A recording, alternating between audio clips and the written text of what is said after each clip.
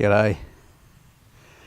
Paul here, we're out in the bush and I'm doing the old Mallee wave to keep the flies away from my face. Two things you get when you come to South Australia from any other state. You drive through the Mallee and you get flies. It's it's almost a national salute to wave the flies away. But I love the Mallee, it's just a wonderful. I love the red dirt that you see around us. I love the salt bush, the blue bush in the Mallee. I love the crunch under your feet as you're walking through the Mallee. So much of our history is embedded in the Mallee. Well, today's the 22nd of December and I know a beautiful song about Christmas in the scrub, and it's about what I feel like here. It's starting to feel a lot like Christmas. It's hot and dry and the crows are arcing in the distance. But this Mallee is very different to the rest of Australia. It's short and stocky and it's real scrub.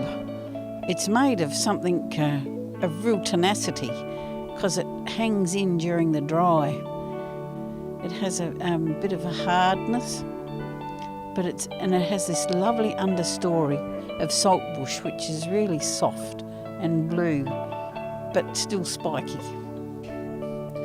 We had Mallee roots, was the best source of firewood you could ever get, Mallee roots, because when people took up land here in South Australia, they cleared all the Mallee. They brought in big bulldozers and big chains and they rolled all this Mallee into a heap. They usually burnt most of the trunks of the tree, but the Mallee root was precious. It was like gold to keep the fire alight at night at home in the open fireplace. And you can't get them today because they're not clearing the country like they used to. Thank goodness for that, because we need to conserve a little bit of our heritage in the natural environment. But the old Mallee root would burn for hours. It would just be the best fire you could get. It didn't produce any smoke and it just went red, glowed red in the coals in the fireplace at night and threw out a lot of heat.